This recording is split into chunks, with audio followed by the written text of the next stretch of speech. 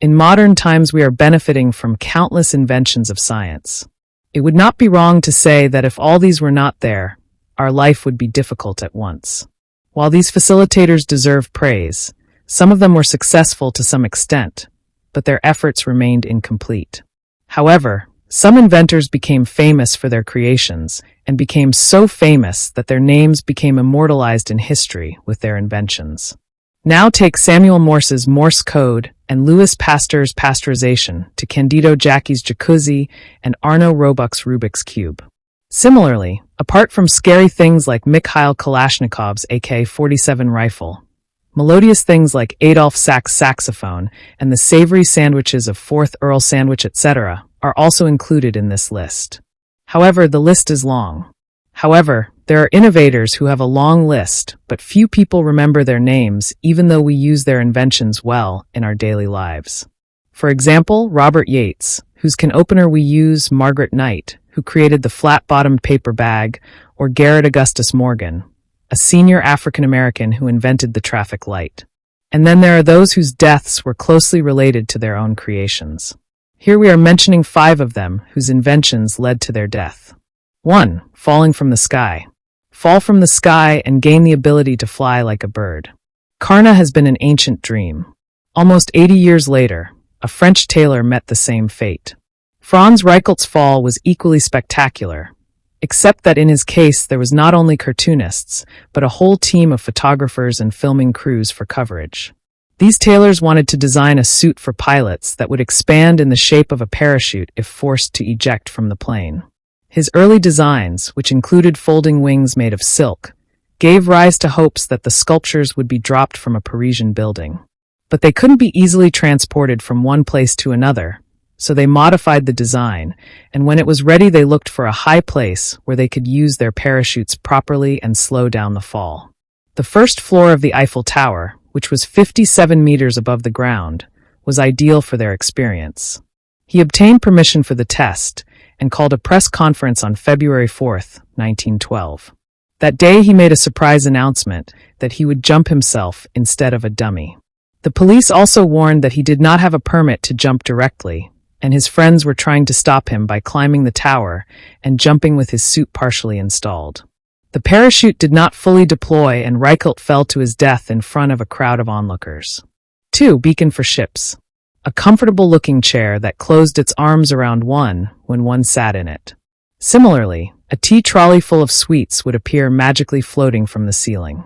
These are just 2 of the many attractions that surprised visitors to the residence of Henry and Jane Winstanley. His house is known as the Wonder House of Essex in England. He assumed that I had to do something. He drew up a plan to build a lighthouse on the rocks and took the plan to the government, but found it difficult to convince the authorities. Never before had a lighthouse been built on the high seas, let alone on rocks covered with water between high tides. He started work on it in 1696, but in the meantime, Vincentelli was kidnapped by French pirates. As soon as he was released, he returned to his work, and in 1698 he lit 60 torches on the 27-meter high tower. Pleased with the safety of his historic invention, the first offshore lighthouse, Winstanley announced that he would spend a night there during the biggest storm ever. In 1703, the worst storm to hit the British Isles produced winds of 120 miles per hour, killing an estimated 15,000 people at sea and on land. Winstanley looked forward to an opportunity to go there and see if his lighthouse could pass such a test, but the winds prevented him from doing so on November 27th. Happy to see him standing, he told his companions that they would spend the night there and would return to them in the morning. But his friends never saw him again. That night, the winds became even stronger, blowing away all traces of the lighthouse and its creator. As the Ministry of History says, their work was not in vain. For 5 years there was no record of a ship colliding. Lightning measurement experience. In the 1740s, electrical phenomena attracted the interest of many scientists, especially after the accidental invention of the Leyden jar in 1745. George Wilhelm Richman, a Russian physicist born in Baltic Germany, did significant work on electricity. He was one of those interested in electrical phenomena. When, in 1752, Benjamin Franklin claimed that lightning was an electrical phenomenon and could be proven experimentally, Richmond set out to test it so that he could measure the strength of the electric current with his invented electrometer. An article in the Linda Hall Library mentions that he installed an iron rod in his house attached to a wire in the ceiling, with his electrometer mounted on the rod. On August 6, 1753, there was a storm and Richmond left the Russian Academy of Sciences and hurried home, taking the Academy's engraver with him to observe what might happen. Richmond's eyes were fixed on his electrometer when the recorder saw a small bolt of lightning shoot from the rod to Richmond's forehead and knock him to the ground. Then there was an explosion and flames began to spread. Richmond was the first fatal victim of electrical research. British scientist Joseph Priestley wrote in 1767 that not every electrician can die as gloriously as Richmond did. 4. Accelerators to the press. The 19th century saw the dawn of the era of large publishing companies and the need to speed up existing electric rotary presses to meet demand.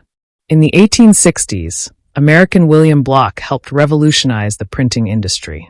But in April 1867, while making adjustments to one of his new presses for the Philadelphia Public Ledger newspaper, a drive belt slipped from its pulley. Instead of shutting down the press, William Block followed the long-standing tradition of striking the machine with a stick. His leg got stuck in the mechanism. Although he was treated, it developed gangrene leading to amputation, and he died during surgery. In 1964, his achievement was recognized with a plaque that read, "The invention of the rotary press, 1863, made the modern newspaper possible." For more interesting videos, please like, subscribe, and comments.